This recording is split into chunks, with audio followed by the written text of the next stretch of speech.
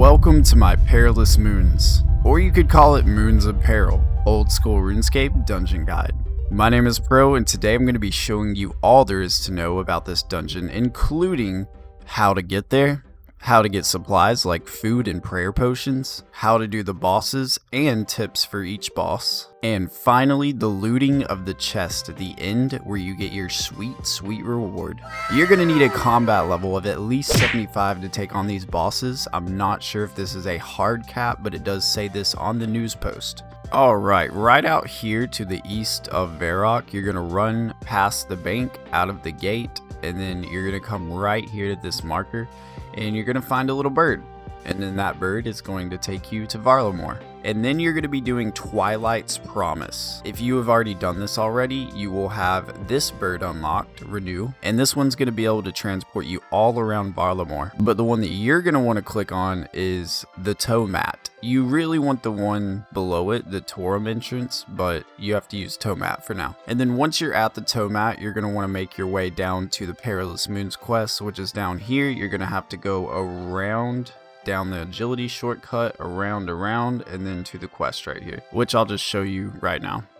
Now at this point you have either done the quest or you're in the middle of the quest. And moving on to the juicy part, we are going to have 3 new sets of armor and weapons. Number 1 being the Blood Ranger with dual machete things for melee. The set effect gives you a chance to activate Bloodthirst, which makes your next attack 1 tick faster.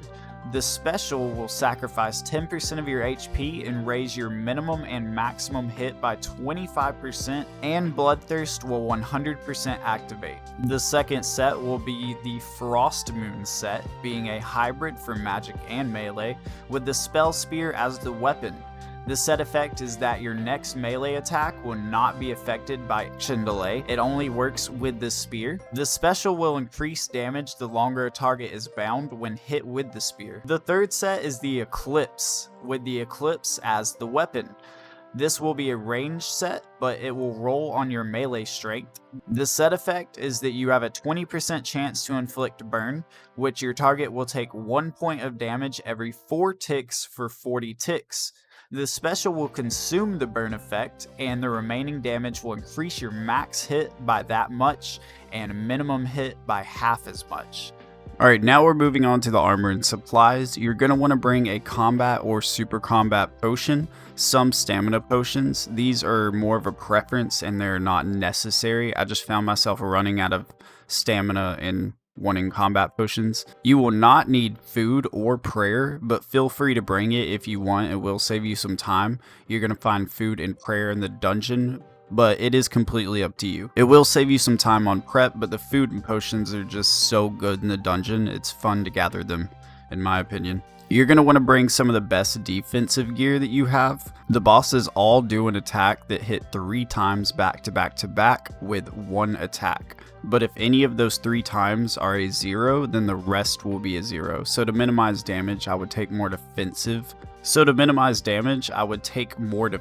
gear, like maybe the Crystal Shield and the Ring of Suffering. That would just give me a little bit extra defense over the Defender and the Berserker Ring. And if you're a lower level, you are completely fine to sub any of this armor or weapons out with lower gear. So for the weapons, you're going to want to be using a different attack style for each boss, so you can have anywhere from 1 to 3 weapons. Honestly, if you want, you can just use 1 weapon, either a whip or a fang. That's what I was using earlier, and I did it for a few hours and had no problem defeating the bosses. But if you want to be a min-maxer like me, then you should do what I'm about to say. So the weakness of each boss is going to be the attack style that they are using. So the yellow Eclipse Moon boss is going to be the boss that's using the stab attack style.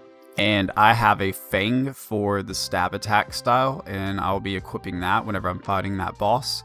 The Blue Moon boss will be using Crush. This means you're going to be using Crush. If you don't have anything, you can just use a Leaf Bladed Battle Axe like I am. And the red or the Blood Moon boss will be using Slash, and I brought a whip for that. But if you're higher level and you want to use a scythe, or if you're lower level and you want to use a dragon skimmy or a longsword, that is fine as well. Whenever you're doing Perilous Moons, this is going to be one of the first places that you encounter, because you're going to have to build these like little cooking stoves. You're going to have to build 3 of them for each of the boss rooms. and beside them you're going to have supply crates. And we're just going to take everything just so I can show you everything. We're going to take the fishing, the hunting, and the herb lore. Alright, so for the moths, you get a butterfly net. I'm not going to catch any moths because you have to have 75 and 85 hunter. And I'm not sure where the sunlight moths are, but I can't catch the moonlight moth. You're going to be able to make different potions with the moonlight and sunlight moths, restoring prayer or health, depending on which one you use, to the group of people around you in a 3x3 radius. You're gonna see these grubby saplings everywhere, and you're gonna want to pick those, and then you're gonna use those on your pestle and mortar and get moonlight grub paste. You're gonna use that on your vial of water, and you get like prayer potions pretty much. But these prayer potions are special, and they're gonna boost your attack, strength, and defense levels. The amount of levels gained depend on your herblore level. And then if you see these rocks over here, you're going to be able to click on them and you're going to lay a trap. It doesn't necessarily use the big fishing net and the rope, but it does lay the trap. And you're going to set up 3 of these, and then you're going to rustle the bushes. And these little salamander lizard looking things are going to come out, and then they're going to get caught, and you're going to pick up that raw moss lizard. And I'm pretty sure these give you 2 food for each one of them cooked. So we have 3 right now, and we're going to cook them. It actually gives you 3 each. And these heal like 25 or something. They heal a lot. And then if I run up this way and then into this little cave area right here, we're going to come into another area, and this area is going to have fishing spots. Alright, so I'm going to go ahead and drop some of this food. You're going to click on this fishing spot, and as you can see, the fish are moving in different directions. So you're going to want to position your net so that you can catch them. And then once you have your fish, you can take it up to the cooking place, which you will have built earlier, and you're just going to cook them. And then you have food. You have food and potions. You never have to go bank. You can always stay in here. Alright, now we're going to move on to the bosses. Oh, and these moonlight prayer potion things are also a super defense, so that's really nice. Alright, so if you're in the middle right here with the 20-sided die thing, you're going to run up to the northeast, and you're going to pass through this with the black flames. And then you're going to click on your mini-map over here to the right, and you're just going to run all the way around. I'll show you on the mini-map real quick. You're going to run all the way around here to right here. And that's going to be the Eclipse Moon Boss. Alright, here we are at the Moon Boss. We're going to click on the entrance and go inside. And then once we're inside, we're going to click on this statue. And then that's going to teleport you to like the little boss arena. And right now we're doing this one mechanic where you have to follow behind the ball. You just have to make sure you're behind the ball and the ball is taking the damage and not you.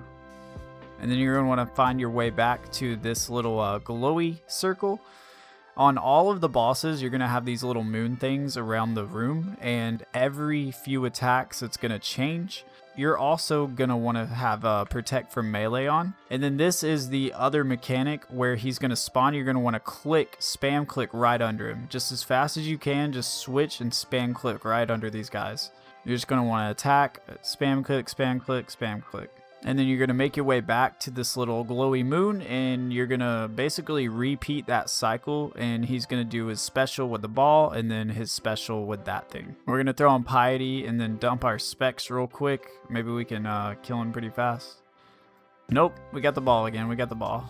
And if you just stay behind the ball, you're going to be perfectly fine. And then you're going to get back on the light up moon, throw back on protect from melee and piety. And that is the first boss done, the Eclipse Moon Boss. And then you're going to end up right here, which is the place where I showed you how to basically do everything. And you're just going to walk over here to the entrance, walk inside. If you need some supplies, you can supply right there. But we're going to be doing the blue moon. Going to click on the statue, and it's the same thing you're going to get on the glowing moon. The only thing that changes with these bosses is the specials, and I will go over all the specials. Alright, so right here he's going to spawn these 3 ice crystals, and basically you're not going to want to stand in those the ones that come down, the little mini ones. You're not going to want to stand in those. It's going to take your weapons away, and you're going to want to punch the big ice crystal, and then dodge the little ones on the ground. Exactly as I just did. And then you're going to find your way back to the moon. And on this one, she is going to spawn 2 braziers. And then all these little whirlwind things. I wouldn't really worry about the whirlwinds, but you're gonna walk over and light the braziers. And then you're basically just gonna wait it out. And then you're gonna find the glowing moon again, and you're gonna start attacking. And that is the blue moon boss defeated. And then it's gonna take you to the blood moon boss. And here we're just gonna run right up north. I don't guess it's really north. It's really east. And then we're gonna enter this red looking room. And then we have the red statue right here. We're gonna go ahead and click on it. And we're gonna start attacking the boss. Put on protect from melee, piety if you want. And for this, he's gonna spawn a bunch of tigers. For this one, you're just gonna want to attack the tiger, but basically just stand on the glowing thing and hit the glowing tiger. And then once that's done, you're gonna make your way over to the moon part again, the glowing moon, and you're just gonna start attacking. And for this one, a bunch of like blood rain is gonna fall from the ceiling, and you're just gonna wanna dodge it, basically. Just get out of the way, just dodge it. Make your way back over to the moon and start attacking again. Oh, it's a jaguar. You attack the blood jaguar. And that is the blood moon boss defeated. We have defeated all 3 of them. We're gonna go ahead and turn off our prayers. And then as you can see at the end of this hallway, we have a link to the middle room, and this is where you're gonna get your reward. Okay, those lizard things just healed me for like 35, so they heal a lot. All right, let's go to the chest. Hopefully we get our unique. And we did not, but we got water orbs, yew seeds, irit leaves, Harlander. I mean, like, this is really good supplies. And that is how you do perilous moons on day 1 of Varlamore. And if you want to see how I got rich picking up your trash, click this video right here.